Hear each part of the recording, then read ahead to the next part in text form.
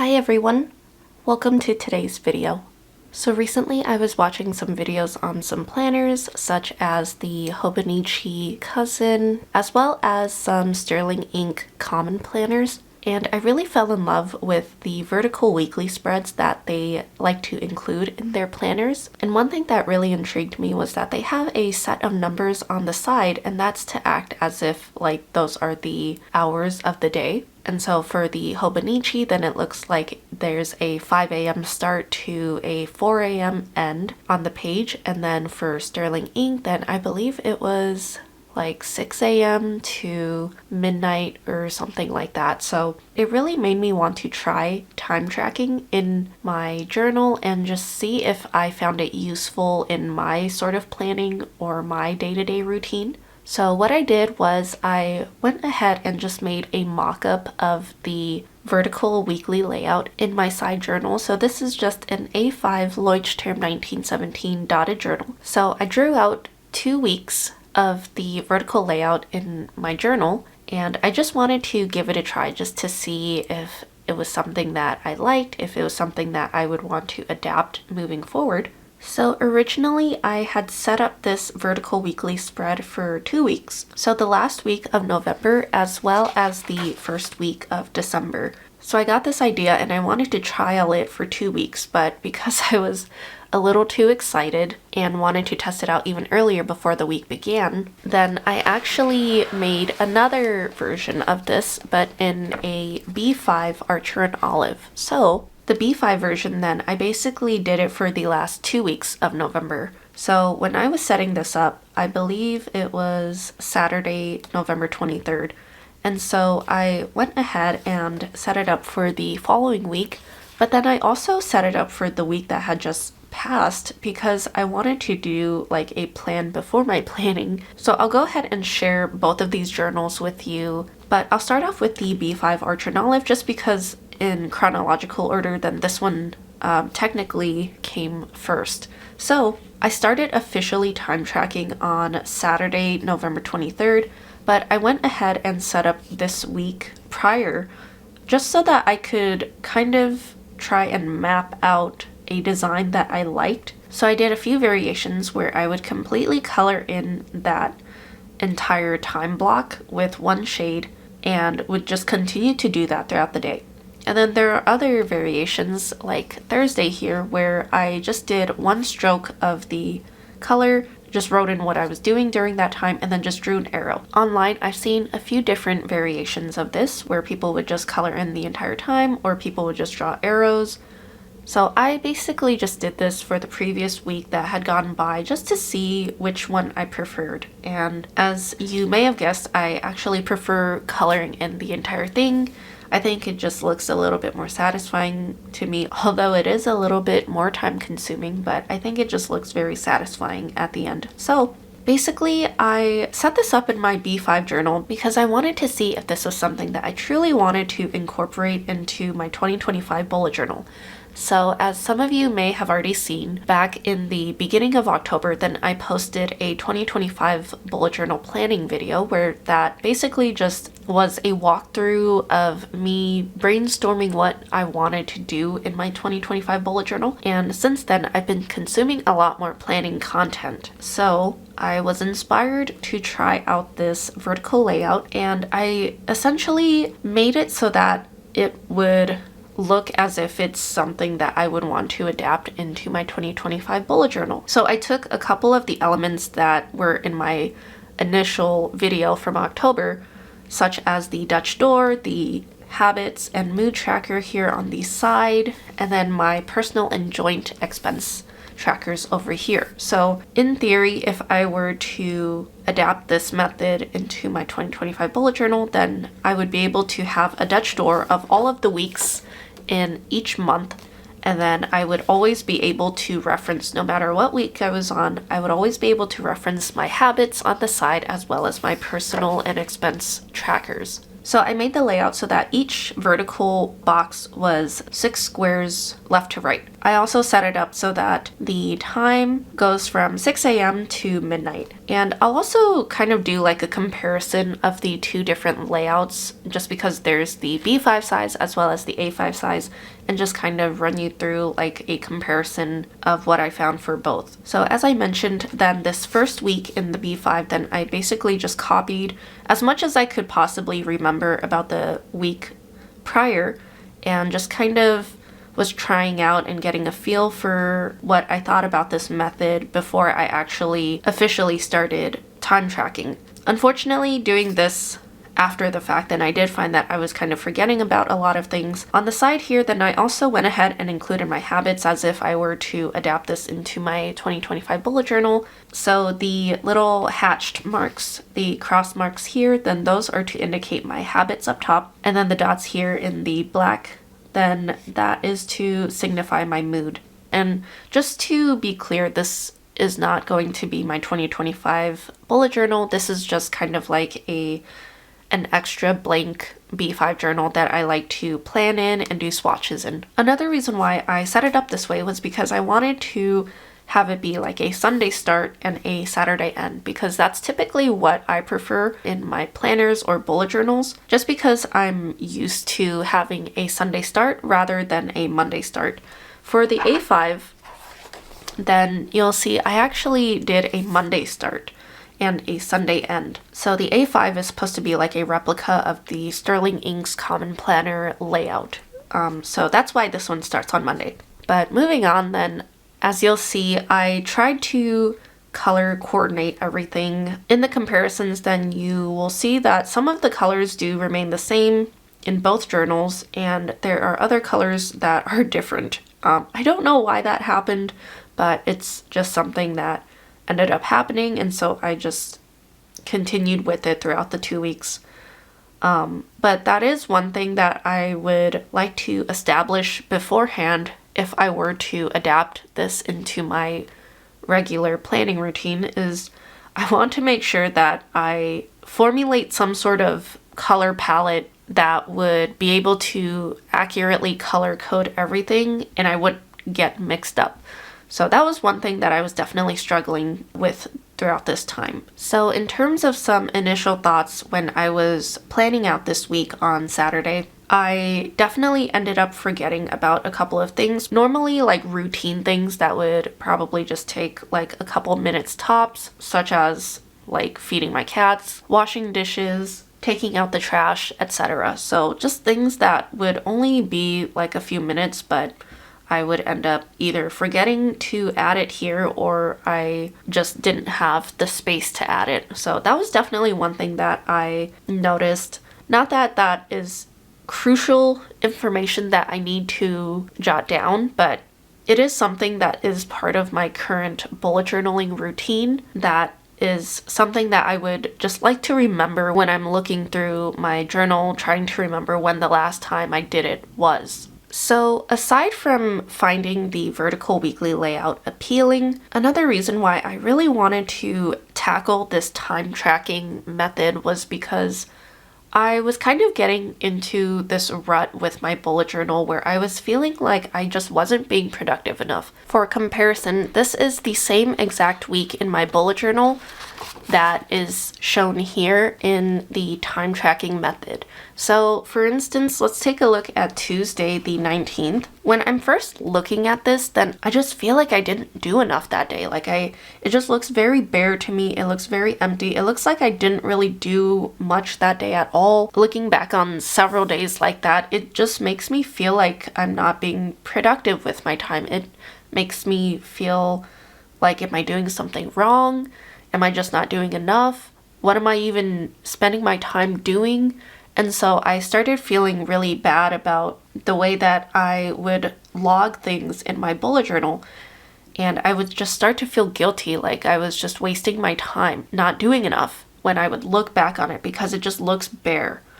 So one of the biggest reasons why I wanted to try and actually track my time was to actually see what my time was going towards. So in comparison, for that same Tuesday, it looks a lot busier. It looks like I had a very full day. I did a workout, which I also indicate here, but I think now that I have these 4 different squares sectioned away from the rest of my day, it just completely makes my mind not really pay attention to any of that, which is unfortunate because that's kind of the reason why I separated it in the first place. And I feel like that worked really well for me in the beginning, but now it's just completely separate from when I'm looking at these larger rectangles here. And that's mainly what I look at to tell what I did every day. When I'm taking a look at my actual time tracker here, I can see that I definitely did a lot more that day. I did a workout. Obviously, I cleaned myself, which I don't write that in my bullet journal just because it's kind of obvious, something that I do every day. Same with like my taking care of my cats, working, my meetings, filming videos, and then just always one thing after another, just going to lunch, going back to work, journaling, having supper, talking on the phone. So it's just one thing after another, and it just gives me a better visual on, yes, I actually did quite a bit of stuff that day. Whereas in contrast, when I take a look at this, then I just feel like I didn't do anything. And because it's written out like this, then I get the sense that it was only a few things that I did. It didn't really take that long to do any of them. So why is it so bare? But when I look at here where I'm filming a video, then that obviously took several hours. So it was just very eye-opening to me, and it honestly just really gave me sort of like a confidence boost, like a self-esteem boost that I was really needing at this point, because I was feeling so bad every day when I would just come to my bullet journal and just write down what I did, and there just wasn't that much. So after taking a look at my time tracking, then that definitely made me feel a lot better about being productive with my time and the way that I spend it. So what I learned after this experiment was that I'm quite proud to say that I actually don't waste very much of my time. It's something that I definitely need to just give myself a little bit more grace about. It's something that I need to give myself a little bit more credit for, because I'm definitely the type of person where if I'm done doing one task, then I'm immediately starting another one. Like, I don't like to just sit around and waste time, which is very apparent in these couple of weeks. Like, once I'm done with one thing, then I'm moving on to the next thing. Once I'm done with that, then I move right along to the other thing. I feel like it's just a very good visual portrayal of what my weeks look like, and that I'm not just sitting around and wasting my time. Which, don't get me wrong, I do think it's very important for us to have moments like that, have times like that where we just dedicate ourselves to just sit and think. Sit and live with our surroundings, our thoughts, the things around us, the people around us. I think that that is very important, to just live in the moment as well. Me saying this isn't necessarily saying that it's bad to just sit around and not do anything, because that's definitely good for you to just take a break every now and then and not have to worry about something. But I think what I was struggling with was I was feeling like I was doing that too much from what I was concluding from my bullet journal, is all that I'm trying to say. So something like this, it was just very eye-opening to me. It's also very interesting to see, like, just for example, like my full-time job, like my 9 to 5 in my bullet journal, then I just have it listed working like 8 to 4:30. But then here I can actually see, like, when are the times where I'm truly focusing on work, which, as you can see, like, there are times where I'm truly focused on work for like an hour straight, and then I just move on to another thing while I've been caught up with work or something like that. So time tracking just provides so much more context that my bullet journal was not providing me. So one thing that I wanted to touch on that I thought was really interesting was that there aren't too many occasions where I'm just sitting and browsing like social media. There are definitely times here, like in my A5 indicated in like green, that's when I'm usually watching something. There are definitely times where I wrote that I was like watching YouTube, And towards the end of this week, then I definitely was watching YouTube more. But overall, I think during the actual week, then there aren't too many occasions where I'm just sitting browsing stuff like on the internet, which is not to say that I don't watch a lot of YouTube. YouTube's kind of just something that I like to have on in the background, like when I'm working on something, when I'm painting or journaling, when I'm cleaning something. I like to just put something kind of like a podcast or a compilation of something like going on in the background. So it's not to say that I don't still consume a lot of YouTube by any means, but I don't know if it's necessarily like a good or bad thing.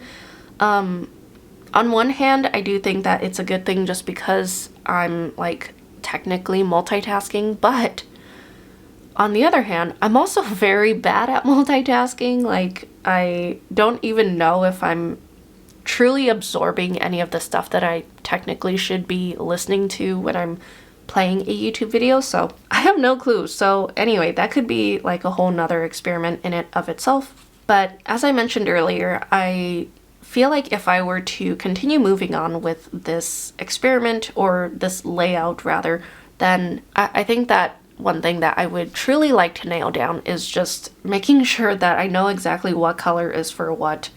One thing that I would like to distinguish, for instance, would be like when I'm driving somewhere compared to when I've made it to the destination. So like, for instance, when I go over to visit family, that I want to be able to indicate the color as me driving there, and then a different color for when I'm like spending time with my family. Same with the Thanksgiving weekend, for instance. There's so much of the same like brownish color that I wish that I would have gone back and did the drive a different color, spending time with my in-laws a different color compared to spending time with my family. I feel like that would have made a lot more sense in my brain, just being able to distinguish those different time blocks. But at this point, then I was already like away from home. I didn't have like too many other markers that I could have used that weren't already being used for something else.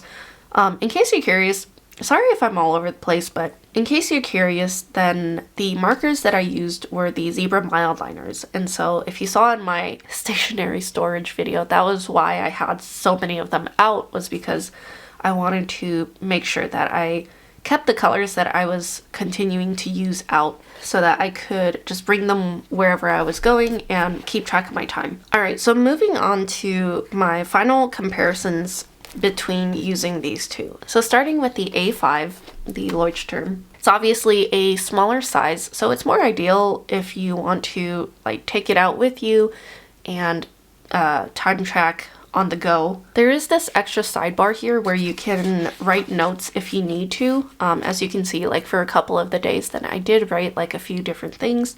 I didn't end up using all of it though. And then for the A5, then I ended up only having enough room to have a 6 a.m. start to 11 p.m. end of the day. So you can obviously, if you're planning on doing this yourself and drawing it out in your own journal, you can obviously like have the start time be any time that you want, and you can have like the end time be any time that you want. That was just what I felt like was most reasonable for me. I definitely could have started it later and have it end later, but I just keep having like this goal in the back of my mind that I'm gonna be like a 6 a.m. type of person someday. So that's like one of the reasons why I had it start at 6 a.m. although that was like never the case except for Thanksgiving when we had to get up early. And then there's also like this top section where you can obviously have it start even earlier than 6 a.m. But I liked using this part just to indicate like kind of important events that day, or bills, or like Thanksgiving, for instance. So that's one example of what you can use this top part for, just to write down like birthdays, holidays, events, etc. Now, comparing this to the B5 size, obviously it's a lot bigger, so this might be something that you'll want to just keep like at home at a desk or something. In comparison to the A5, then you pretty much only have like this little sidebar over here to write down like any extra notes and whatnot, but For the B5, then you have this whole side where I used it for my habits, this whole side for like my expense trackers. This section here, you can technically use that like for notes, which is what I did here. I wrote down like a packing list, and I also, for the second week, started utilizing the space down here. So one thing that you can do if you're a night owl or if you work at night or something like that, then you can definitely extend this to like later in the night if you like to do stuff during that time. Or you can just leave it blank and then just write notes correlating with whatever day it is above. So if you were to do this in a B5, then there's definitely more room that you can utilize if you like to take a lot of notes and write a lot of reminders for yourself. So down here, then this is kind of where I decided to write down like those random things that I mentioned earlier that just didn't make its way into the actual time tracking, or just was something that I ended up forgetting to add. Or it's something like when I'm planning, like let's say it was Tuesday and I'm trying to plan for like Wednesday, then I know I need to do laundry that day, but there's not like a specific time that I need to do laundry, so it's just something that I want to mark down here so that when I come back tomorrow, then I can remember that I'm supposed to do laundry at some point that day. So if you're the type of person that likes to have a lot of space to work with, then the B5 option is definitely a very good choice for that. Or if you like something that is just a little bit smaller and you don't need too much space, then an A5 will work perfectly as well. One thing that I do notice about this system that I still haven't really figured out a way to correct, I guess, is when I'm planning the week ahead, and let's say like I'm supposed to have like game night on Wednesday at like 6:30, then if plans end up changing, and like because it ended up changing to Monday, then that spot is like basically wasted unless I actually like go in and like take a whiteout and stuff, but then it won't look as nice compared to everything else. So that's definitely just something that was kind of bothering me about this layout. Thankfully, this only happened once where I had to cancel out an event that was happening at a specific time and switch it to a different time, but that is something that you'll want to consider if you would like to try this method. So yeah, I think that's everything as far as what I wanted to share with you. Just kind of some thoughts and like a conclusion about what I found with this time tracking method. I think it's definitely an interesting experiment to try out. I would recommend trying it for 2 weeks rather than one, just to really get a sense for how your week goes. And like for instance, this first week that I did it, then it was an abnormal week because it was a holiday. So I was eager to just see what it would look like on a week where there was a holiday. And then I also wanted to just see it more for like a normal week. I think it is something really nice to try out if you were kind of feeling like me and you're looking at your bullet journal or your planner and just kind of feeling like you aren't doing enough with your day, like you're kind of wondering what your day was spent doing. This is definitely something that helped me alleviate some of that guilt and mental strain on myself. So I definitely recommend trying this. I still haven't made up my mind whether or not I truly want to adapt this layout into my 2025 bullet journal, but I will definitely be posting that before the end of the month so that you will know for sure what my plans are. But I just wanted to test this out, kind of formulate some thoughts, and I just wanted to share this experiment with you, just if you are interested in trying a vertical layout or just interested in trying something new. So yeah, let me know if you have any questions or comments about this. I would love to hear your feedback. This was definitely a very fun thing for me to do and very eye-opening indeed. So let me know if you have any future video suggestions. I love hearing from you guys. Thank you so much for watching. I truly appreciate it, and I will see you guys in the next one. Bye.